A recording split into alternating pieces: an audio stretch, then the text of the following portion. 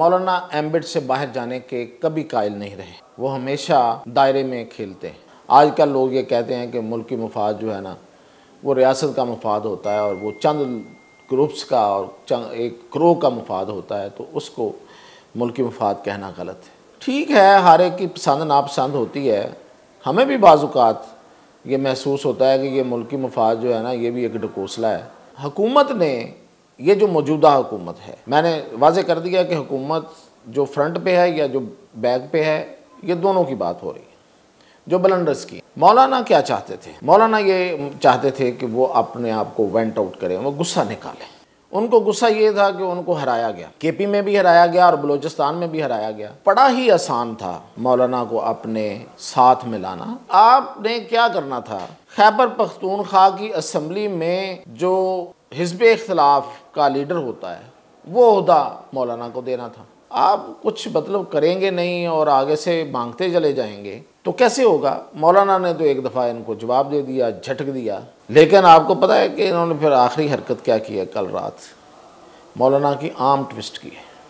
नाज़रीन, आईनी तरमीम आज पेश होती है, कल पेश होती है, पास हो जाती है, कब होती है ये तो चलता रहेगा। ये तो ख़बरें चल रही हैं, आपको मिल भी रही हैं। लेकिन मैं आपको आज इसमें जो बात बताने वाला हूँ वो ये है कि हुकूमत ने क्या क्या ब्लंडर्स किए। अब ये अलहदा बात है कि वो हुकूमत ये वाली है जो सामने बैठी हुई है या वो वाली है जो पीछे। तो एक तो इस पे बात करते हैं और दूसरा ये कि याह्या सिनवर शहीद कर दिए गए और क्या इम्पैक्ट है इस शहादत का। ये दूसरी बड़ी शहादत है हमास में,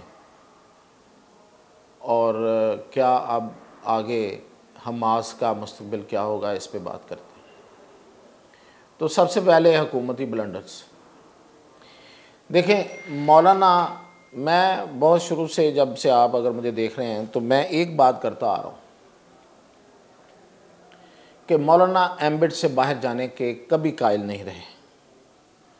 वो हमेशा दायरे में खेलते हैं। दायरे से मुराद ये नहीं है कि वो गोल गोल खेलते हैं, उसका मतलब ये है कि जो रियासत की ज़रूरत होती है, जो पाकिस्तान के लिए ज़रूरी होता है, उसमें रह के खेलते हैं। वो कभी दायरे को, कभी हदूद को पार नहीं करते। ये उनकी सियासत का खासा रहा है। कुछ लोग इस पे तनकीद भी करते हैं, इस बात पे कि आउट ऑफ बॉक्स जाना चाहिए किसी को, किसी भी सियासतदान को, मौलाना के लिए नहीं। और कुछ कहते हैं कि नहीं, मुल्की मफाद को मुकद्दम रखना चाहिए, बल्कि ज़्यादा लोग ये कहते हैं। आजकल वैसे ज़्यादा लोग ये नहीं कहते, ये भी मान लेना चाहिए। आजकल लोग ये कहते हैं कि मुल्की मफाद जो है ना वो रियासत का मफाद होता है और वो चंद ग्रुप्स का और एक क्रो का मफाद होता है, तो उसको मुल्की मफाद कहना गलत है। ठीक है, हर एक की पसंद नापसंद होती है। हमें भी बाज़-औक़ात ये महसूस होता है कि ये मुल्की मफाद जो है ना ये भी एक ढकोसला है और अपनी मफाद की खातर किसी भी मफाद को कोई एक ग्रोह जो है वो मुल्की मफाद करार देता है। माजी में भी ऐसे हुआ है। लेकिन अगर इसके एम्बिट को थोड़ा बढ़ा के बात की जाए तो ये ज़रूर है कि पाकिस्तान की जो स्टेबिलिटी है वो तो मुल्की मफाद है। पाकिस्तान के अंदर स्टेबिलिटी तो मुल्की मफाद है। इसको कोई किस तरह से भी डिफ़ाइन करे, इससे बाहर निकला नहीं जा सकता। तो मौलाना कभी अनस्टेबल नहीं होने दिया सिस्टम को। लेकिन हुकूमत ने, ये जो मौजूदा हुकूमत है, मैंने वाज़े कर दिया कि हुकूमत जो फ्रंट पे है या जो बैक पे है, ये दोनों की बात हो रही है। जो ब्लंडर्स की हैं, मौलाना क्या चाहते थे? मौलाना ये चाहते थे कि वो अपने आप को वेंट आउट करें, वो गुस्सा निकालें। उनको गुस्सा ये था कि उनको हराया गया, केपी में भी हराया गया और बलूचिस्तान में भी हराया गया।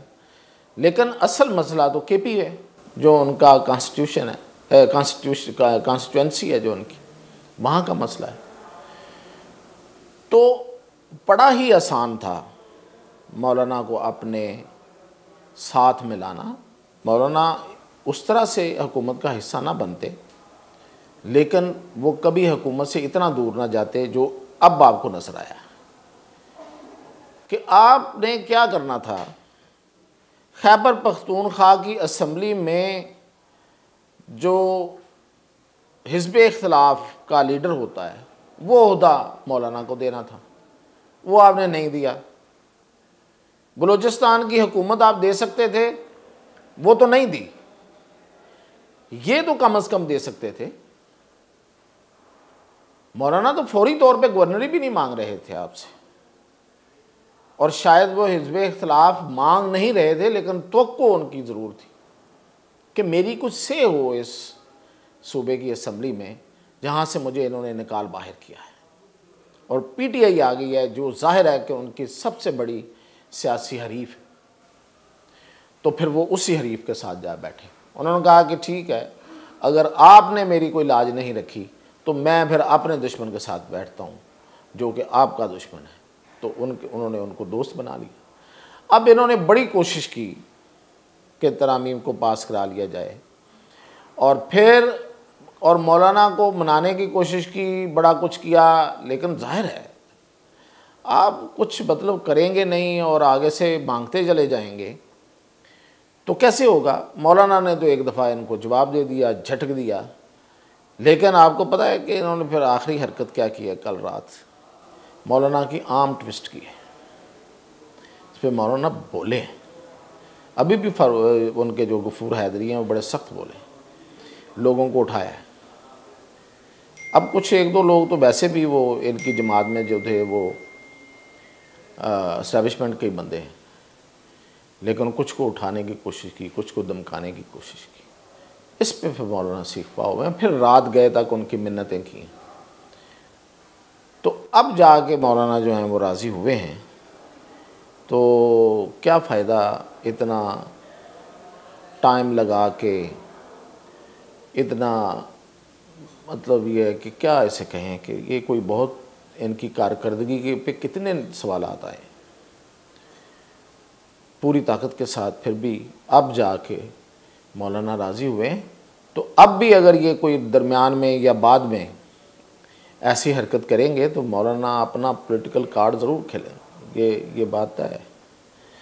मौलाना का नाम मौलाना है, सियासतदान वो पूरा है। तो इसलिए ये सबको, इनको, हुकूमत को ये समझ के चलना चाहिए कि भाई ये ज़रूरी नहीं है कि आपको ज़रूरत है तो बस पीछे लगे हुए हैं। कभी कोई घर वैसे ही साथ रख लेते हैं, ये सियासत में बड़ा ज़रूरी होता है। तो अभी ये जो सब कुछ हुआ है